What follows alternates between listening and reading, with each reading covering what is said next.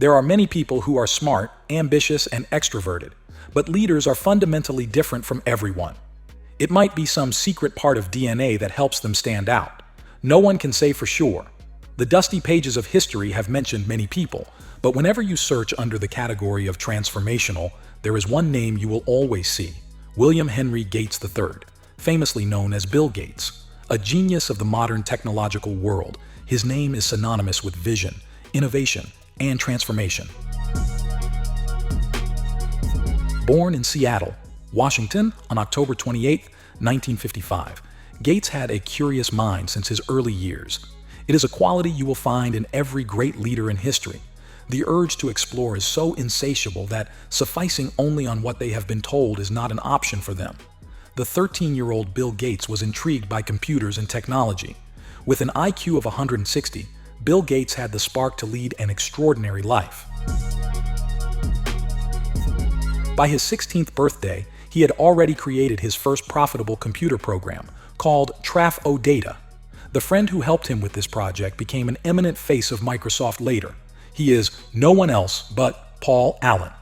The story began when Bill worked at a company that used pressure-sensitive rubber tubes to count the number of car wheels in order to analyze traffic flow patterns. From reading to writing results down, the process was manual and too much of a hassle for Bill. From a young age, Gates knew how to take the initiative to spark a fire. So, Bill and his friend Paul thought it would be easier to do it with Traf-O-Data. The objective was to be able to read information from roadway traffic counters and generate reports. So they paid some young students to read paper tapes and transfer the data onto computer cards. Then, they made data charts on hourly traffic flows at the University of Washington Library. Later, they had a machine built in order to automate the process of reading the tapes. This first business of Bill and Paul did not work. They had to stop it. Allen told Newsweek, "Traf-O-Data was a good idea with a flawed business model. The project might have been a failure, but it was necessary for a greater venture they both were to embark on in the future." As Gates grew older, no one around him was left with any doubts that he was born to transform the world.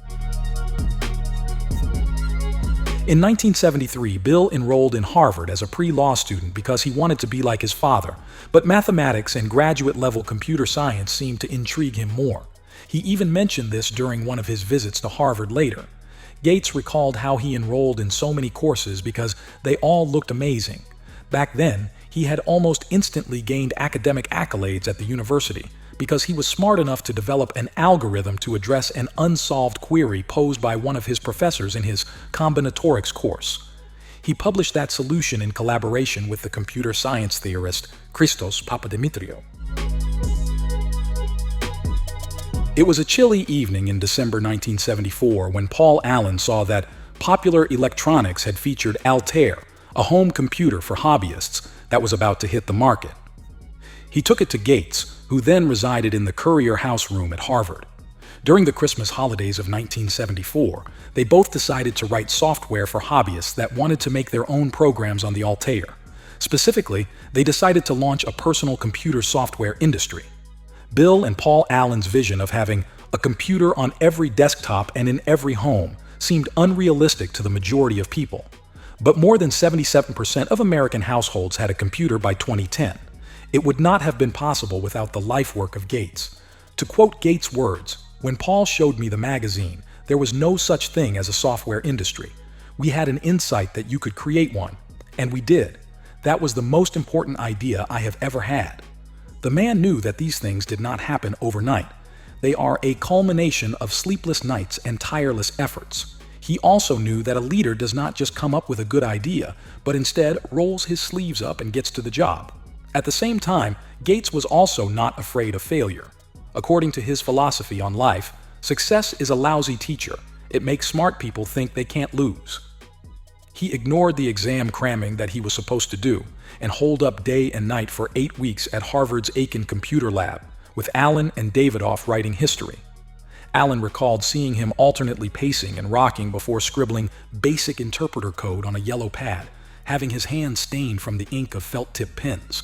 Then, he would perfect it on a simulator Allen had prepared on a PDP-10 mainframe at the Aiken Lab.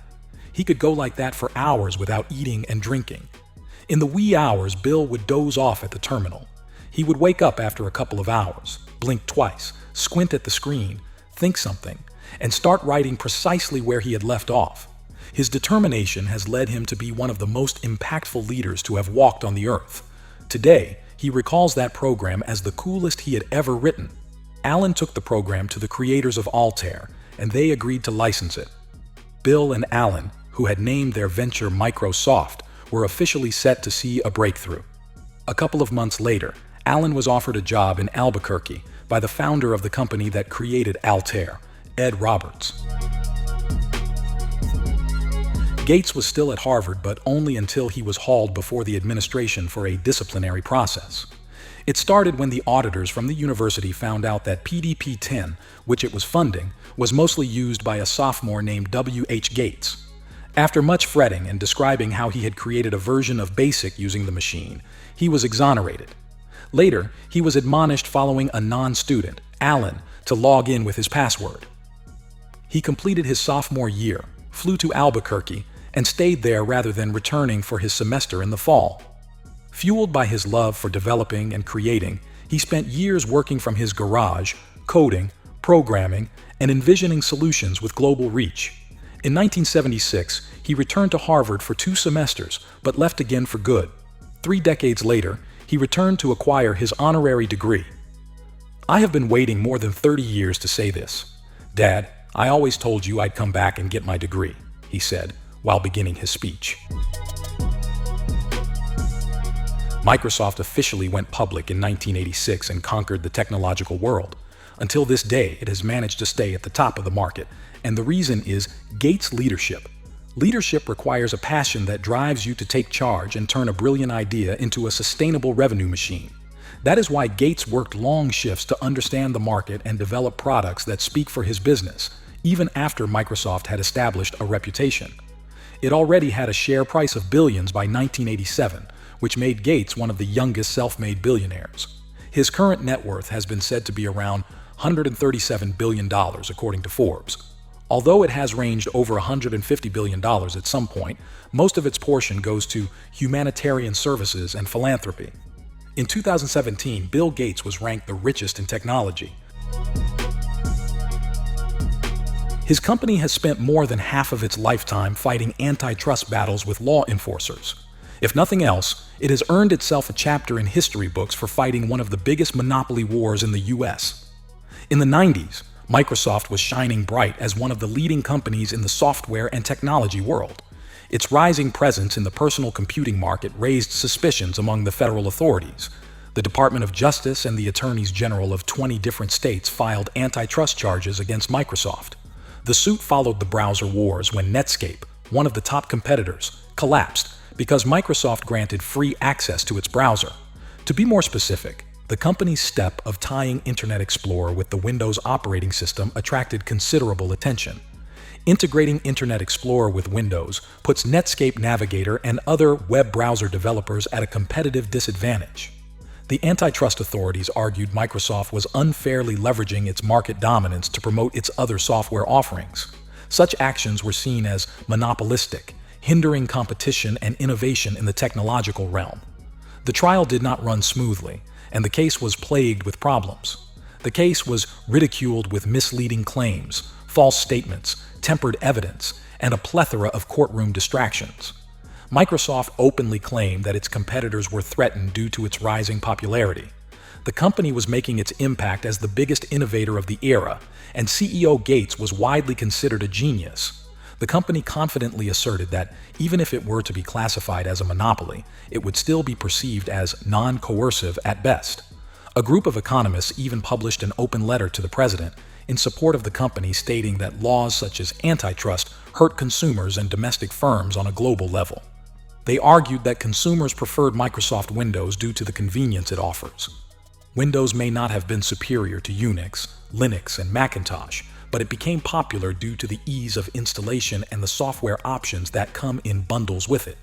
Despite the support, Microsoft lost the case. The presiding U.S. federal judges ruled that Microsoft indeed violated the parts of the Sherman Antitrust Act and decreed Bill Gates to split the company into 2 parts. Windows will make up one half, and the software arm will make up the other. However, Gates did not take the ruling lightly and challenged the decision. The appeals court overturned the orders to break up the big tech. As a result, the Department of Justice decided to settle with Microsoft. As a part of the settlement, Microsoft agreed to share interfaces with other companies. The stock traded at $27.63 a share when the settlement was proposed. Later, it closed at $25.36 a share. The competition eroded Microsoft's once invincible market share but played a significant role in making the market favorable for the big tech companies we see today, such as Google and Apple. The case marked many breakthroughs in Microsoft's history, including their first agreement to develop an operating system for IBM and the creation of graphic icons to feature in Windows. Many of you might not know, but Gates stepped down from his role as a CEO following this case. Steve Ballmer was given the title, while Gates assumed the role of chief software architect. According to him, he wanted to spend more of his time developing new programs, including software to interface with speech and handwriting recognition features. It was an epic display of legendary leadership by Bill Gates. That is what legendary leaders do: evolve and move forward. No matter what comes along the way, they keep sailing unfazed by the hurdles and struggles. In 2001, Microsoft stepped into the video games business with the Xbox gaming console. It was a successful launch by a company that had only launched boxed software before. The company had made a striking debut in a savagely competitive retail market. If you talk about workplace tools, the utility and ubiquity of Microsoft is unquestionable. However, every product cannot be successful. The company's inability to understand the consumer market completely did not hurt them until the competitors began to emerge around. Microsoft faced multiple high-profile product failures, which bruised the company's reputation. The first launch was the Zune MP3 player. Then, Windows Vista and other products followed. In a way, Microsoft's most interesting products failed. Zune was seen as a cash-grab copy of Apple's iPod. Microsoft did not focus on bringing a better product. It just wanted to sell more than Apple. It shows how Microsoft's culture of dominating through numbers rather than creating superior products harmed it as a brand. Later, hot on the heels of the catastrophe of Windows Vista, Microsoft piled up on it with the release of Windows 7. The launch managed to do fine in the business market but confused the common person. It does not come as a surprise when you realize that Microsoft had launched 6 different versions of it instead of one flawless product. After being disappointed by the results yielded by Bing search engine and Windows Phone, Microsoft's reputation received a significant blow. Not to forget, the shadow of the antitrust lawsuit from the 90s still hovered over the company. In 2011, the company debuted Office 365 to invigorate its ailing productivity. However, it was also seen as a predictable, reflexive, and defensive move by the company, which was shadowed by emerging competitors across Silicon Valley.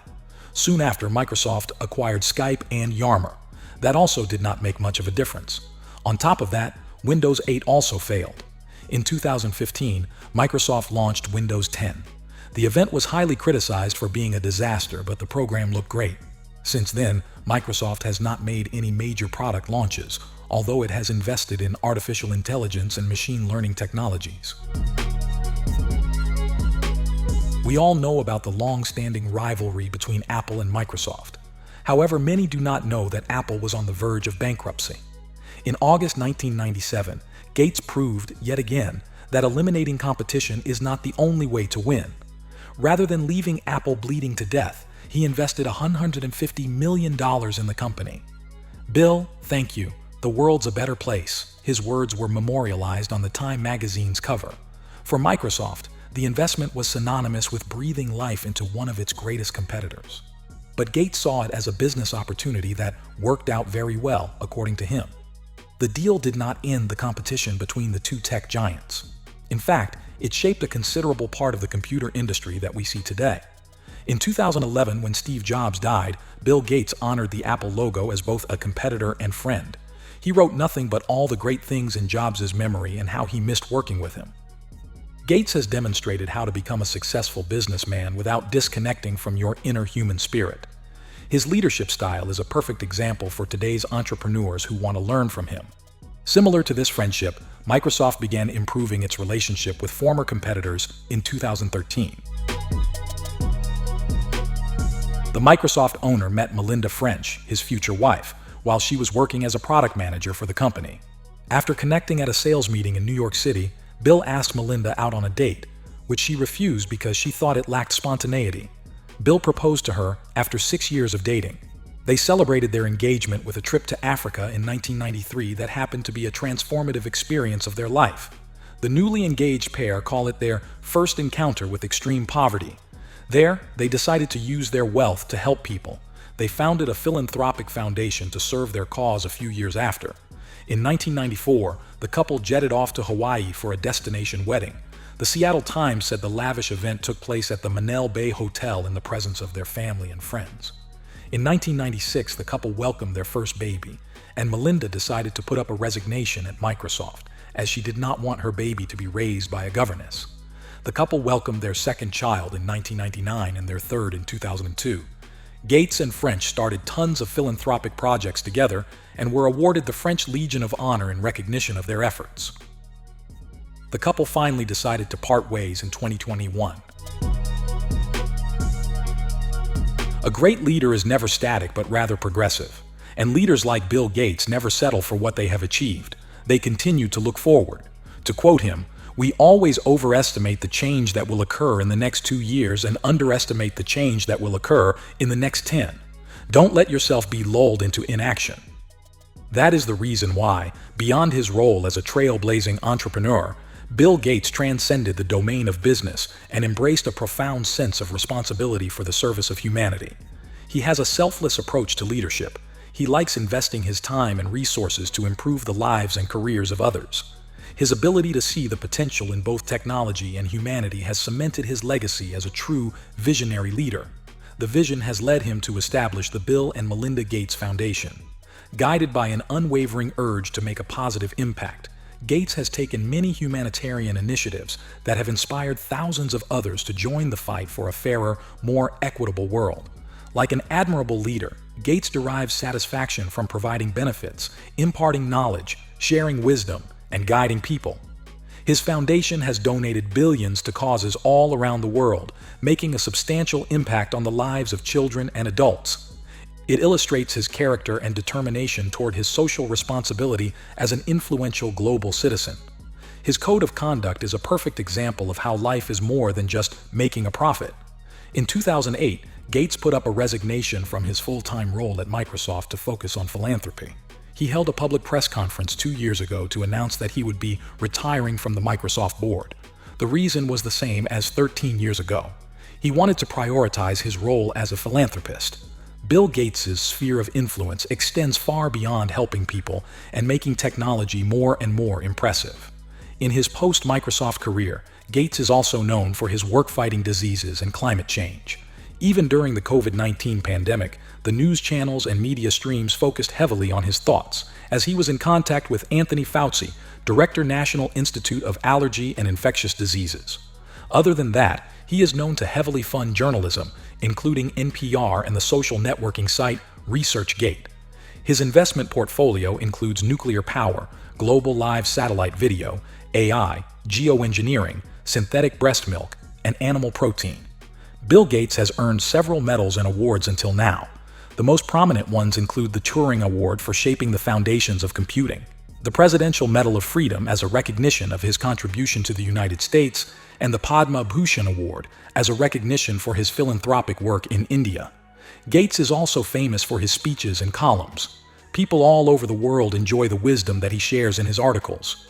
Apart from that, How to Avoid a Climate Disaster, The Road Ahead, and Business at Speed of Thought are his contributions as an author. In the annals of history, Bill Gates' name will forever be etched as a visionary leader who dared to dream big, challenge the status quo, and use his influence to create a lasting and meaningful impact on the world we inhabit. His life is a model to follow in your career.